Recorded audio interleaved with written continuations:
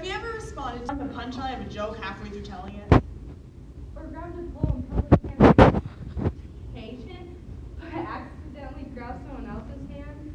Well, we have A solution for you. In my most embarrassing case scenario. By Ellen DeGeneres.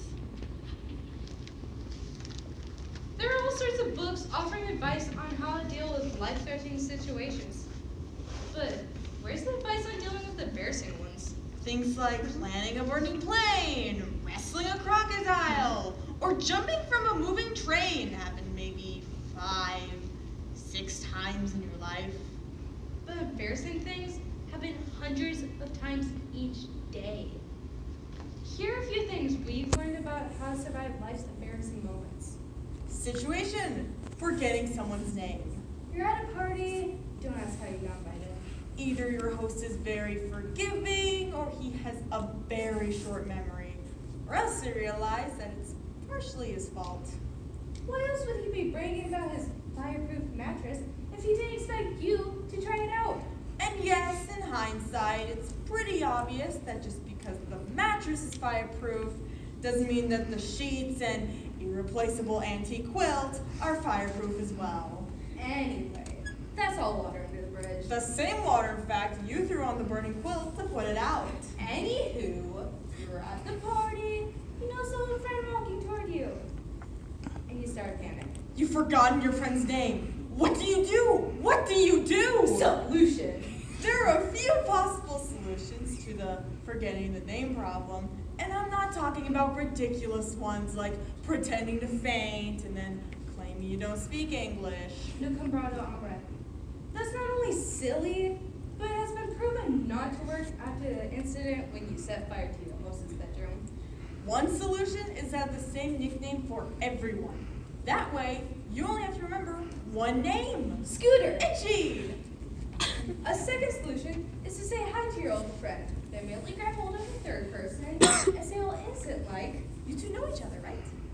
you wait for them to introduce themselves, then you sit back and relax. The problem with this option is if the other person just answers, No, I don't know this person. now you find yourself in the undoubtedly awkward position of having to introduce two people whose names you've forgotten.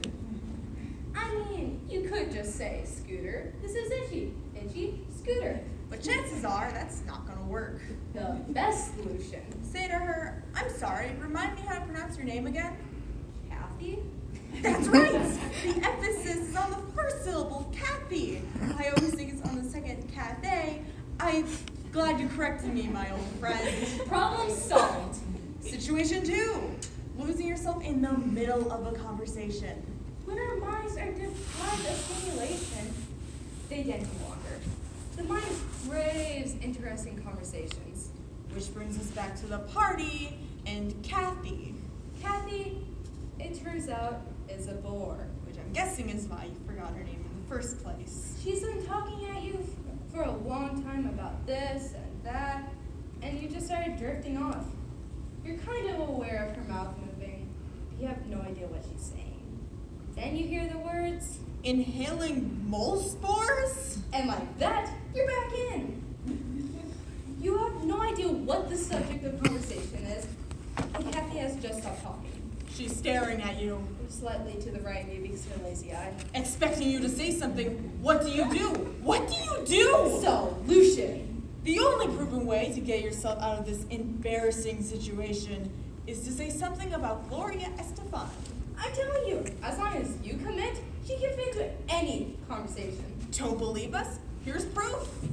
Kathy is still staring at you, waiting for a response. Finally, you say, That sounds a lot like Gloria Estefan. Kathy looks at you funny and says, What's that got to do with copper plumbing? to which you respond, Well, Gloria Estefan is the copper plumbing of the music industry. She's beautiful, reliable, indestructible. Look at how she came back after that bus accident. Are you going to debate me on this? and presto, you're back in the conversation, and nobody's the wiser. Situation 3, accident revealing intimate thoughts to a stranger.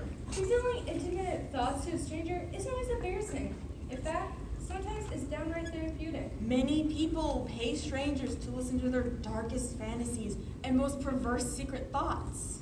But like most situations in life where there's no money changing hands, the chances of being embarrassed multiply significantly. So you're still at the party, standing next to Kathy, and you feel the need to reveal something deep and significant, so you say... My underwear keeps going in my crack. What, excuse me? You turn around. You turn around and not to see Kathy, but a total stranger. Kathy has ditched you. The stranger looks at you and says loudly, Did you just say your underwear keeps going up your crack? people start to look at you. What do you do? What do you do? Solution! Deny. Calmly look at her in the street. No, of course not. Are you kidding? What? No. Or Attack.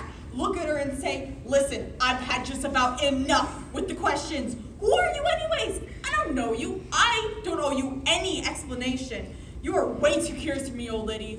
Why don't you go stand next to someone else and eavesdrop on them, you weirdo? And that's usually when Kathy comes back and says, Oh, great. I see you've met her host's grandmother. and the last embarrassing situation, number 4, hug, kiss, or shake hands. Believe it or not, it is as potentially awkward to greet someone whose name you remember as it is to greet Kathy. That's because you never know what physical action to take upon greeting each other. Do you shake their hand? Do you hug them? Do you kiss them? Or the trickiest yet, do you do the complicated hug, kiss, pummel? What do you do? Solution! The answer to this dilemma is as simple as it is uncomplicated. Let your friend make the first move and respond accordingly. What's important for this strategy at work is to adapt the right stance so that you're ready for whatever physical greeting is about to be laid on upon you. I recommend legs shoulder width apart, shoulders leg width apart, and arms outstretched but with a little bend to them so that it doesn't look like you're being crucified. If your friend, undertaking the same stance or strategy, approaches you with the same stance, that's okay too. I've had long conversations with people. Both of us stood a foot away from each other, our arms outstretched, talking for hours. And that's how to survive life's embarrassing moments. Okay. So I want to invite the rest of my my okay. kids. We're coming. Are we gonna do the weird huggy thingy? Huggy thing. Can I throw this to the side for a second? Yeah.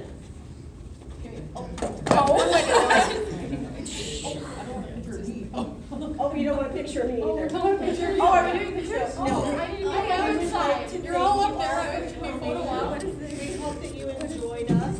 We enjoy each other. We have to in order to get up at 5 o'clock in the morning with each other. Oh, yeah. Correct. That's not fun. It's great. The most fun is to watch Madison sleep with her mouth open. Oh, hilarious. They have so many pictures of me. It's not funny. So thank you for sharing with me. I love each and every one of them. What are we doing? That's what Gary was doing. I was trying not to do. Well, guess what? Oh, you're still recording? I did amazing. I don't know about it. Like legit, she's just like. Are we taking pictures? Oh, wait. She must have